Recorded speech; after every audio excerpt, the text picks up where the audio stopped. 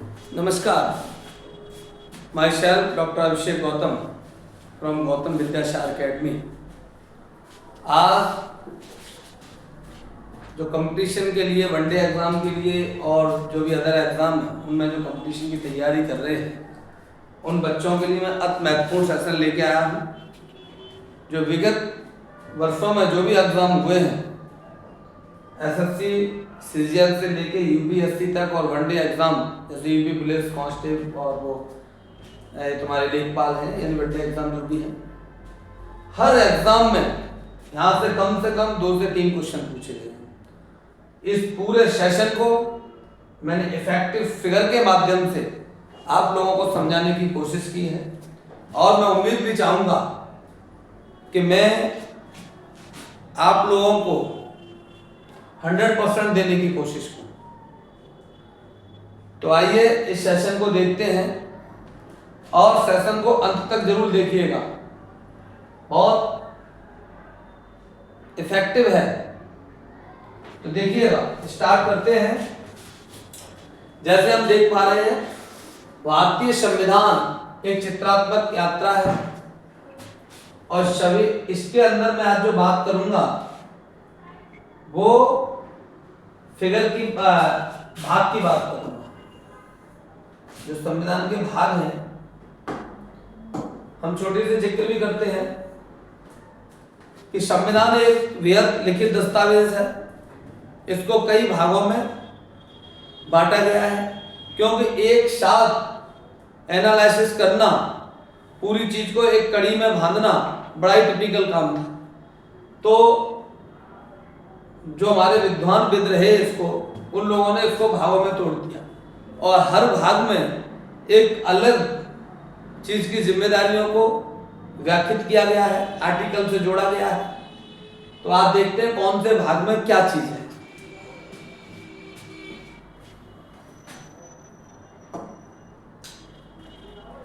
Fundamental, the foundation of part, यानी first and second.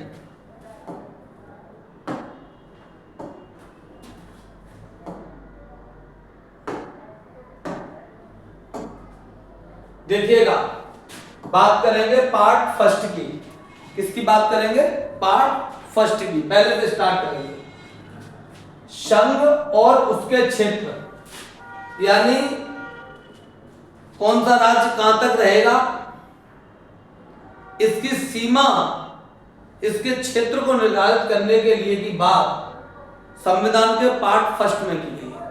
जैसे यहां आपको फिगर के माध्यम से मैंने बनाया है कि जितना जो इसका एरिया है, कौन से संघ का कितना एरिया है, इसके क्षेत्रफल की बात पार्ट फर्स्ट में की गई है।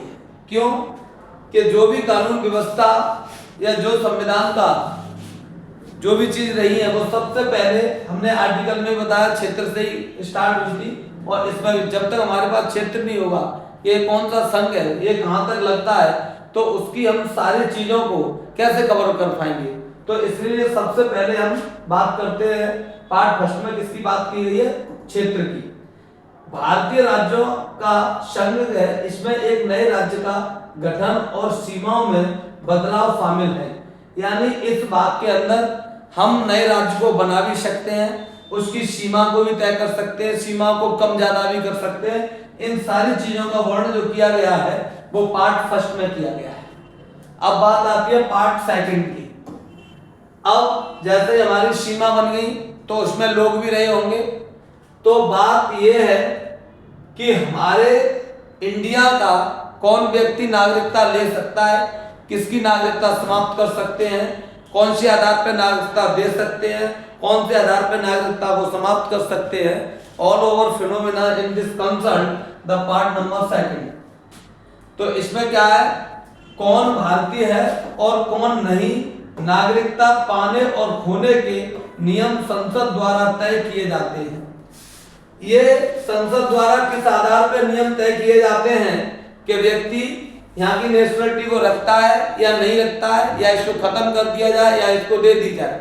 ये जितनी भी चीजें हैं ये आर्टिकल 5 से लेके 6 वो 11 तक, 5 से लेके 11 तक इसमें कवर किया गया है आर्टिकल में। और पार्ट की बात करें तो इन सारी चीजों की सेकंड पार्ट में इनके जिक्र को किया गया है। यानी नागरिकता का परिचय संविधान के सेकंड पार्ट में दिया गया है, किस हिसाब से मिलेगी और किस हिसाब से आपसे खत्म की जाएगी। नेक्स्ट बात करते हैं पार्ट थर्ड की। पार्ट थर्ड के अंदर मूल अधिकार क्या है, मूल अधिकार, और आर्टिकल की बात करें तो 12 से लेकर 35 तक जो व्यक्ति के फंडामेंटल राइट हैं, जो फंडामेंटल राइट है, फंडामेंटल राइट का बात कहां से की गई है, पार्ट थर्ड में और आर्टिकल 12 से लेकर 35 में। यानी नागरिकों की स्वतंत्रता और समानता की गारंटी। नागरिक फंडामेंटल अधिकार है व्यक्ति के, किसकी है कि नागरिक यहाँ पर स्वतंत्र है और समानता है, ये गारंटी लेता है संविधान। संविधान ये कहता है कि संविधान में ये चीज मेंशन की गई है, इस बात की गारंटी है कि प्रत्येक व्यक्ति स्वतंत्र है और उसका समानता का अधिकार है। तो ये फंडामेंटल राइट के अनुसार है, मूल अधिकार है। तो इनकी बात की गई है 12 से लेकर 35 में, 12 से लेकर 35 आर्टिकल में, और पार्ट की बात करें तो पार्ट थर्ड में। अगर क्वेश्चन आ जाए कि संविधान में मूल अधिकार किस पार्ट में किए गए हैं तो पार्ट थर्ड, और किस आर्टिकल में किए गए हैं तो 12 से 35। नेक्स्ट बात करेंगे नीति निर्देशक। देखिएगा नीति निर्देशक यानी हम सरकार क्या नीति बनाएगी कल्याणकारी के लिए, कैसे स्टेट को चलाने के लिए या सेंटर को चलाने के लिए। तो राज्य सरकार के लिए कल्याणकारी निर्देश कानून बनाने समय इनका ध्यान रखना जरूरी है। यानी कहने का मतलब यह है कि आप कल्याणकारी राज्य बनाने के लिए क्या क्या कानून को बना सकते हो, उन नीति निर्देशकों का जो भी वर्णन किया गया है वो संविधान के पार्ट 4 में किया गया है। और आर्टिकल की बात करें तो 36 से लेके 51 तक, कहां तक 36 से लेके 51 तक, 36 अप टू 51। बात करेंगे पार्ट 4 की, मूल कर्तव्य। आर्टिकल 51A ये आपको जोड़ा गया है, मूल कर्तव्य बाद में जोड़े गए हैं। तो आर्टिकल देखो यहाँ पर पार्ट भी पार्ट ए है और आर्टिकल में भी 51A के, यानी कहने का मतलब ये मूल ढांचे में नहीं है, बाद में ये जो आपका अमेंडमेंट करके यानी संविधान संशोधन करके इस चीज को जोड़ा गया था, इसलिए ये शब्द आया ABC। तो यहाँ करेंगे राष्ट्र। अब इसमें क्या है, मूल कर्तव्य क्या है कि राष्ट्रीय ध्वज और सद्भाव के प्रति नागरिकों की 11 जिम्मेदारियां। देखिए हमारा देश है, देश के बहुत सारी ऐसी चीजें हैं जो देश के प्रतीक हैं, देश के प्रतीक हैं और इनसे देश की पहचान है। तो उनके साथ कोई व्यक्ति अपमानता ना करे, कोई उनके प्रति दुराचार ना करे। इन चीजों को ध्यान में रखते हुए प्रत्येक नागरिक के 11 मूल कर्तव्य दिए और 11 मूल कर्तव्य का पालन करना हर भारतीय का एक जिम्मेदारी है।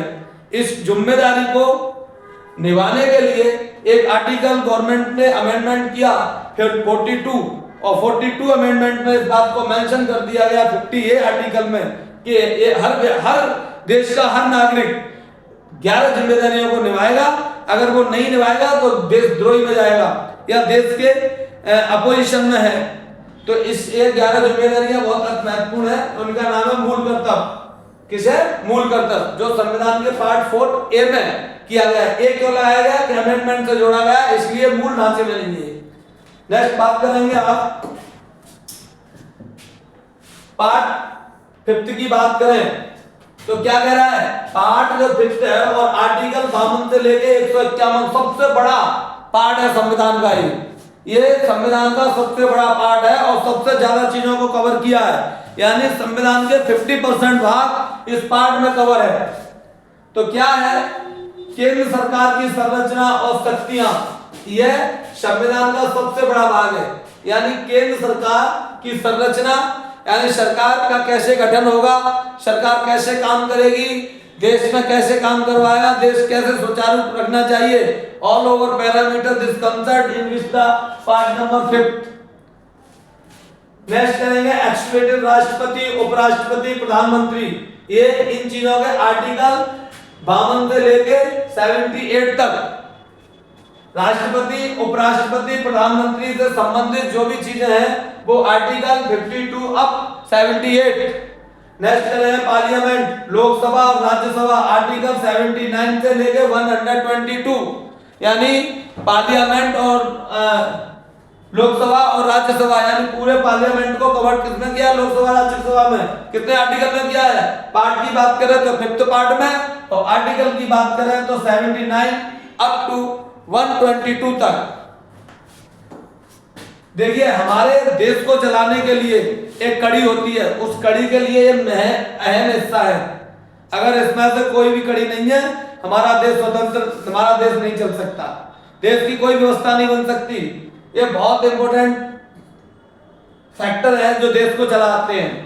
कौन सा है? सबसे पहले हमारा राष्ट्रपति, उपराष्ट्रपति, प्रधानमंत्री निरपेक्ष होना चाहिए, और एक अच्छे पूरे पारदर्शी चुनाव के साथ अगर ये व्यक्ति सही चुने जाएंगे तो देश की नींव मजबूत होगी। नेक्स्ट लोकसभा पार्लियामेंट, इनका जो भी इनकी कवर करने की जो प्रोसेस है वो अगर राइट है तो सरकार हमारी सही चलेगी, अगर इसी में घपलाबाजी है तो सरकार सही नहीं चलेगी। ठीक है। सुप्रीम कोर्ट, न्याय व्यवस्था, जब तक हमारे देश में न्याय व्यवस्था सही नहीं है, हर चीज इफेक्टिव हो जाएगी, हर चीज पे डिफेक्ट जाएगा। तो न्याय व्यवस्था बहुत ही नेसेसरी है देश को चलाने के लिए। न्याय व्यवस्था अति आवश्यक है। तो ये तीनों पैरामीटर 4 बहुत ही आवश्यक है जो हमारे देश को चलाती है, इनके बिना देश नहीं चल सकता। नेक्स्ट है कैब, नियंत्रक एवं महालेखा परीक्षक, आर्टिकल 148 से लेके 151 तक। यहाँ से यूपीएससी में कम से कम 1 से 2 क्वेश्चन आते हैं हर बार। कोई भी एग्जाम उठा के देख लो आप पेपर, 1 से 2 क्वेश्चन। इस पूरे सेशन को मैंने फिगर के माध्यम से इसलिए तोड़ा है कि रात में आप मोटी मोटी किताबें लेके रट रहे हो और पेपर में देखा गायब, ऐसा पढ़ना बेकार है। ये बहुत ही इफेक्टिव है। आपके मान लो कम से कम 200 पेज का रिव्यू है एक तरीके से, तो आप देखिएगा कम से कम 3 से 4 बार देख लीजिएगा, आंसर आपका टिक जाएगा राइट पे।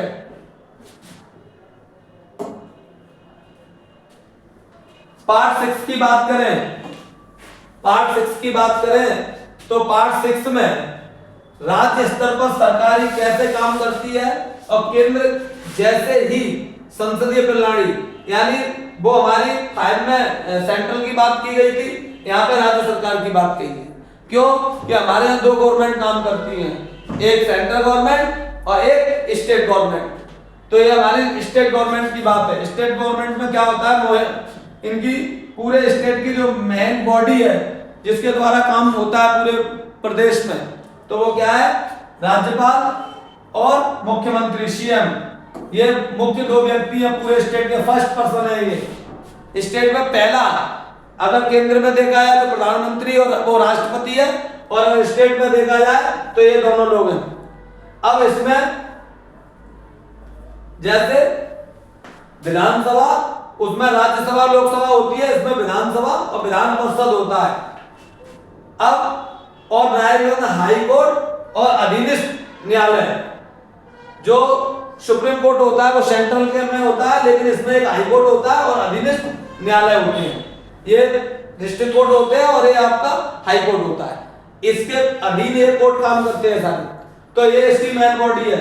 एक स्टेट को चलाने के लिए ये 3 चीजें अति आवश्यक हैं, और इनकी पूरी जिक्र की गई है संविधान के पार्ट 6 में। और आर्टिकल की बात करें तो 152 से लेकर 237 तक कम से कम 100 आर्टिकल है। क्यों? कि पूरी गवर्नमेंट का लेखा जोखा है वो इसी के आर्टिकल के अंतर्गत है। गवर्नमेंट कैसे काम करती है, कैसे नीति बनाती है, कैसे चुनाव कराती है, कैसे हमारी जो कानून व्यवस्था है, क्या हमारी न्याय व्यवस्था है, क्या हमारी जो चुनावी प्रक्रिया है, ऑल ओवर जितने भी पैरामीटर हैं पूरे गवर्नमेंट के, वो 152 से लेके 137 तक में टेक ऑफ किए गए हैं। तो इसलिए बहुत बड़ा पार्ट है और यहाँ से क्वेश्चन बनते हैं। हमारी जो नेक्स्ट वीडियो आएगी उसमें हर एक टॉपिक के ऊपर हमने अलग वीडियो बनाई है। तो आप हमारी ये वीडियो पाने के लिए इसको, चैनल को आप जरूर फॉरवर्ड करिएगा और सब्सक्राइब करिएगा, जिससे आप जब हमारे वीडियो आएंगे तो आपके पास उसका नोटिफिकेशन जाएगा। देखिएगा पार्ट 7 की बात करें तो निरस्त, यानी अगर कोई चीज अनऑथराइज है या तो उसे हम संविधान से हटा भी सकते हैं। तो इस बात का जो भी है वो आर्टिकल 238 में की गई है जिक्र, और पार्ट 7 की बात है। क्या है? 7वें संशोधन में, जब 1956 में 50 में लागू हो गया, 56 में संशोधन हुआ, तो संशोधन को हटा दिया गया। इसमें पार्ट बी राज्यों का विवरण था। कहने का मतलब ये कोई भी चीज संविधान के अंदर ज्यादा है तो उसे हम हटा सकते हैं, किसके, इस पार्ट में। ठीक है, नेक्स्ट पार्ट 8 की बात करें और आर्टिकल 38 तक यहां तक हो गए और 39 तो लेके 2 से 42 तक केंद्र शासित प्रदेश ईटीएस। अब केंद्र शासित प्रदेश कौन सा है? दिल्ली है, चंडीगढ़ है। ठीक है, तो ये सब क्या है? केंद्र शासित है। इनके अंदर प्रदेश सरकार नहीं होती, ये केंद्र की सरकार होती है, तो इसलिए केंद्र शासित प्रदेश है। तो देखिएगा, जैसे राष्ट्रपति द्वारा नियुक्त प्रशासन, इसके अंदर जो प्रशासन होता है पूरा, अगर स्टेट गवर्नमेंट, अगर जैसे कोई प्रदेश सरकार है तो उसके अंदर जो प्रशासन का नियुक्ति होती है वो सब प्रदेश सरकार के द्वारा होती है। लेकिन इसमें राष्ट्रपति द्वारा नियुक्ति होती है क्योंकि केंद्र शासक है, इनके माध्यम से सीधा शासन होता है। यानी कहने का मतलब राष्ट्रपति के अधीन होता है पूरा। अगर जो सेंट्रल गवर्नमेंट के चले थे यानी केंद्र शासित राज्य है तो उनके अंदर राष्ट्रपति द्वारा नियुक्ति होती है प्रशासक की। नेक्स्ट पार्ट 9 में देखें पंचायत। देखिएगा, जो हमारी पंचायत है, ग्रामीण क्षेत्रों में पंचायतों में काम स्तर पे होता है। पंचायत का मतलब 1-2 गांव की पंचायत बना दी जाती है तो ग्राम पंचायत है। तो ग्रामीण स्वशासन यानी 153वें संशोधन 73वां जो संशोधन हुआ था, 73वें संशोधन में ये जोड़ा गया था क्या, पंचायत वाला। तो ये इसका जो आर्टिकल की बात करें तो 2 से 43 से, ये थोड़ा यहाँ पर गलत लिखा है ना, 2 से 43, हाँ ये गलत है, 243 है।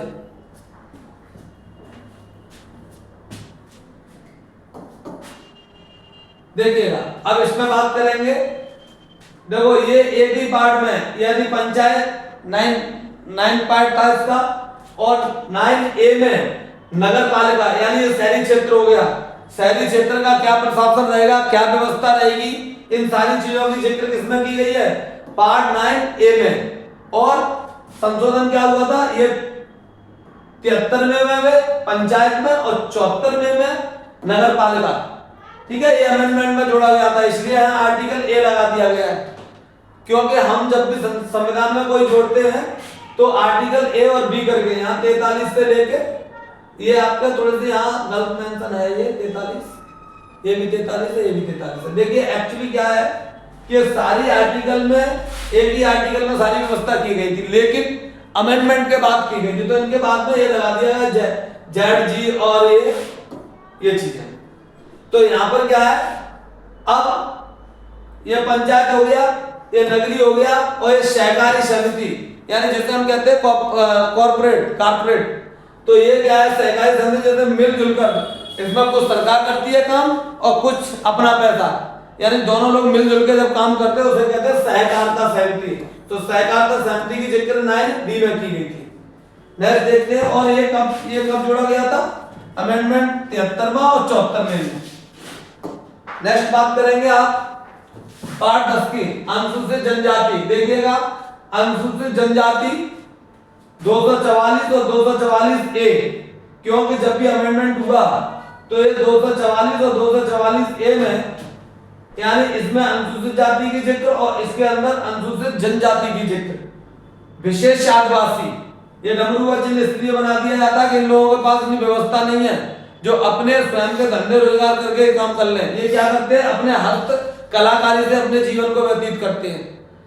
ठीक है, तो इसलिए हमने इसको ये स्वयं का प्रतीक बना दिया है। विशेष आदिवासी क्षेत्र SC/ST एरियाज का प्रशासन, और इसमें कैसे प्रशासन काम करेगा, जो नॉर्मल क्षेत्र है उनसे इसमें कुछ हटके प्रशासन होता है, तो वो कैसे काम करेगा, इस बात की जानकारी पार्ट 10 में दी गई है। और आर्टिकल की बात करें तो 244 और 244A में की गई है। इसके पार्ट 11 में देखें केंद्र राज्य संबंधी, केंद्र के राज्य संबंधी। अब देखो 245 से लेकर 263 तक विधि और प्रशासन शक्तियों का बंटवारा, यानी प्रशासन शक्ति जैसे सेंटर में क्या रहेगी और स्टेट में क्या रहेगी, इन चीजों का बंटवारा ये पार्ट 11 में किया गया है और 45 से लेकर 63 में। क्यों कि कुछ चीजें सेंट्रल गवर्नमेंट के अंडर में होती हैं और कुछ चीजें स्टेट गवर्नमेंट के अंडर में होती हैं, तो कौन सी किसके अंडर में रहेगी, इस बात की पूरी जानकारी पार्ट 11 और पार्ट आर्टिकल 245 से लेकर 263 में बात की गई है। नेक्स्ट बोलेंगे इसमें पार्ट 12 वित्तीय संपत्ति और संविदा, क्या है बजट, टैक्स का बंटवारा और संपत्ति का अधिकार अब कानूनी अधिकार हो गया है। कहने का मतलब है गवर्नमेंट का कैसे टैक्स आएगा, कैसे कितना लोग पैसे रख सकते हैं, किस क्राइटेरिया में लोग टैक्स की श्रेणी में आएगा, किस क्राइटेरिया में टैक्स की श्रेणी में नहीं आएगा, ऑल ओवर चीजों की जो भी जानकारी है वो पार्ट 12 में की गई है। यानी वित्त और संपत्ति से संबंधित, पैसे से संबंधित जितनी भी जानकारी है वो आपको पार्ट 12 में मिलेगी। और आर्टिकल 264 से लेकर 300A तक बात करें तो ये जितने भी बजट है, टैक्स है और क्या क्या कितना लोग पैसे रख सकते हैं, किस लोग पे टैक्स लगेगा, किस पे टैक्स नहीं लगेगा, इन चीजों को जो भी किया गया है वो आपका पार्ट 12 और 264 और 300A, ये संविधान के पैदा वाला वो है, गवर्नमेंट यहाँ से पैदा होती है गवर्नमेंट की। पार्ट 13 की बात करें, व्यापार और वाणिज्य, 301 से लेकर 307, भारत के भीतर बिना रोक टोक व्यापार की स्वतंत्रता, यानी आप भारतीय हो तो आप भारत के अंदर अपना व्यापार कर सकते हो और व्यापार आप करोगे लेकिन गवर्नमेंट के दायरे में करोगे, आपको गवर्नमेंट रोक नहीं सकती व्यापार करने से, लेकिन गवर्नमेंट की क्राइटेरिया आपको फाइंड करनी पड़ेगी। अगर क्राइटेरिया पूरी करते हो तो आप व्यापार कर सकते हो, आपको कोई रोक टोक नहीं है। इस बात की जानकारी 13 में दी गई। पार्ट 14 की बात करें, सेवा सर्विसेज, जैसे सरकार की जो भी सेवा है और सरकार कैसे लोगों को सर्विस देती है, इस चीजों का जो बोर्डों की गठन किया गया था, जैसे यूपीएससी है, एसएससी है, ईपीएससी है, ये स्टेट में होता है और ये आपका सेंट्रल में होता है यूपीएससी। तो ये क्या है कि ये सेवाओं की बात की गई है, कैसे काम करेगी, किस क्राइटेरिया पे लोगों को जॉब पे रखेगी, क्या क्राइटेरिया जॉब का है, कितनी क्वालिफिकेशन है, जितने भी इनके पैरामीटर से रिलेटेड उन सब की जानकारी पार्ट 14 में है और आर्टिकल 308 से लेकर 323 तक। नेक्स्ट करें पार्ट 14A, अधिकरण, विशेष अदालत जो प्रशासनिक विवाद जल्दी सुलझाती है। कहने का मतलब है कैट करके एक अदालत होती है विशेष, ये प्रशासनिक विवाद है, हमारी लड़ाई झगड़े की बात नहीं सुनेगी, ये प्रशासनिक जो सरकार के मसले हैं उनको सॉल्व करने के लिए ये बनाया गया है। तो ये 14A में इसको लागू किया। इस 14A में अधिकरण की बात करेंगे जो सरकार के विवाद किस हिसाब से सुलझे जाते हैं और क्या क्या इनकी प्रोसेस है, इन सारे उसके बारे में 14A में दिया गया है। नेक्स्ट करेंगे हम 15, चुनाव, इलेक्शन कैसे होगा, इलेक्शन कमीशन का क्या क्या क्राइटेरिया है, क्या क्राइटेरिया रखेगा, कैसे बाउंड करेगा, कैसे वोट इलेक्शन कराएगा, ये सारी चीजें चुनाव आयोग देता है। ठीक है, जो 15 में बात की गई है और आर्टिकल 324 से लेकर 329A तक स्वतंत्र चुनाव प्रक्रिया, यानी पूरे आर्टिकल में स्वतंत्र रूप से पारदर्शी चुनाव कराने की प्रक्रिया को किया गया है। पार्ट 16 की बात करें, विशेष उपवन, SC, ST, OBC और एलोंग इंडियंस के लिए संसद के आरक्षण और आयोग। कहने का मतलब SC, ST, OBC, Anglo Indian, इन चीजों में संसद में कितना आरक्षण दिया जाएगा, इस बात की बात 16 में की गई है। देखो 17 में राजभाषा, देश में कामकाजी भाषा क्या होगी, इसका क्या निर्धारण होगा। संघ की राजभाषा हिंदी देवनागरी लिपि होगी। सुप्रीम कोर्ट और हाई कोर्ट की भाषा हिंदी भाषा के विकास के लिए निर्देश। कहने का मतलब यह है कि आप देश में प्रोफेशनली क्या भाषा यूज कर सकते हो और न्यायिक भाषा क्या होगी, कामकाज की भाषा क्या होगी, इस भाषा की जो भी जानकारी है ऑफिशियल लैंग्वेज की, वो आर्टिकल 343 से 351 में की गई है और पार्ट की बात करें तो 17 में की गई है। नेक्स्ट, अब देखिए कभी कभार देश में ऐसी स्थिति आ जाती है कि आपातकालीन लगाना पड़ता है, जैसे वो नोटबंदी में आपातकालीन की स्थिति में आ गया था देश, है ना। तो ऐसे ही कभी कभार देश में ऐसे हालात आते हैं कि आपातकालीन लगाते हैं। तो आपातकालीन क्या होता है कि पार्ट 18 में बात की गई है राष्ट्रीय आपातकाल, राष्ट्रपति शासन और वित्तीय आपातकाल। कहने का मतलब यह है राष्ट्रपति आपातकाल कब लगेगा, वित्तीय आपातकाल कब लगेगा और राष्ट्रपति शासन पर कब लगेगा ये। तो देखिएगा आर्टिकल 352 में नेशनल आपातकाल लगेगा, आर्टिकल 356 में स्टेट में आपातकाल लगेगा, आर्टिकल 360 में फाइनेंशियल आपातकाल लगेगा। तो इसलिए आपातकाल को भी अलग अलग श्रेणी में बांट दिया गया है। तो यहाँ बहुत ही मोस्ट इंपोर्टेंट है, आप इसको याद रखिएगा, यहाँ से एक नया क्वेश्चन आता है। पार्ट 19 की बात करें विधि है विविध, यानी राष्ट्रपति और राज्यपाल को कानून, सुरक्षा और परिभाषाएं, यानी राष्ट्रपति और राज्यपाल किस प्रकार से कानून की सुरक्षा कर सकता है, क्या क्या उन पर डेफिनेशन अप्लाई होती है और किस प्रकार से वो काम कर सकते हैं। तो इसलिए ये सारी जानकारी पार्ट 19 में दी गई है। राष्ट्रपति और राज्यपाल से कानून की सुरक्षा की बात की गई है, तो किसमें की गई है, पार्ट 19 में की गई है। और अगर आर्टिकल की बात करें तो 361 से लेकर 367 तक। नेक्स्ट, संविधान संशोधन।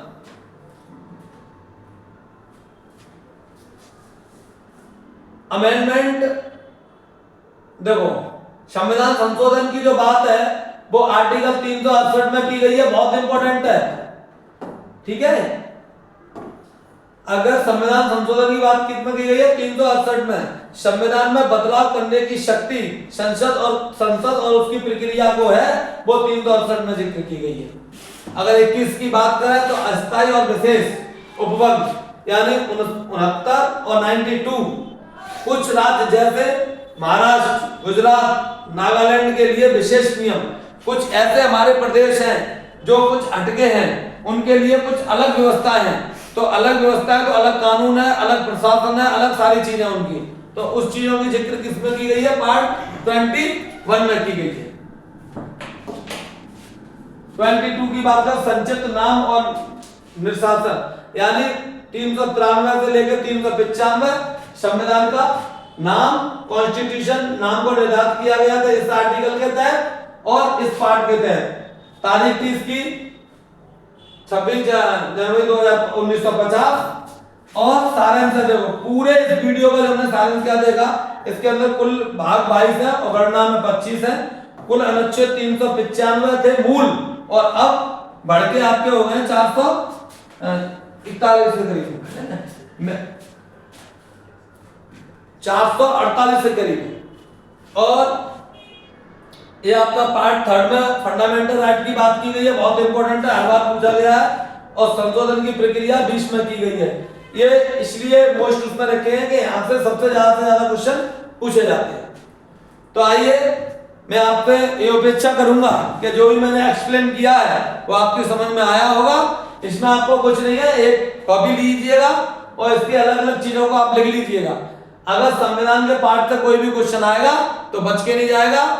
हर पेपर में यहाँ से एक दो क्वेश्चन आता है, तो आपका 1 से 2 क्वेश्चन चाहे यूपीएससी चाहे कोई भी वनडे एग्जाम हो, आपको हर हाल में यहाँ से मिलेगा तो मिलेगा, ठीक है। तो मैं आपसे ये अपेक्षा करूंगा कि जो भी मेरा ये सेशन है आप इसको ज्यादा से ज्यादा शेयर करेंगे, जिससे आपके भाई बंधु जो भी कंपटीशन क्षेत्र में काम कर तैयारी कर रहे हैं उनको थोड़ी बहुत मदद मिलेगी। थैंक यू, धन्यवाद। ऐसे ही वीडियो पाने के लिए नेक्स्ट सेशन में मिलेंगे।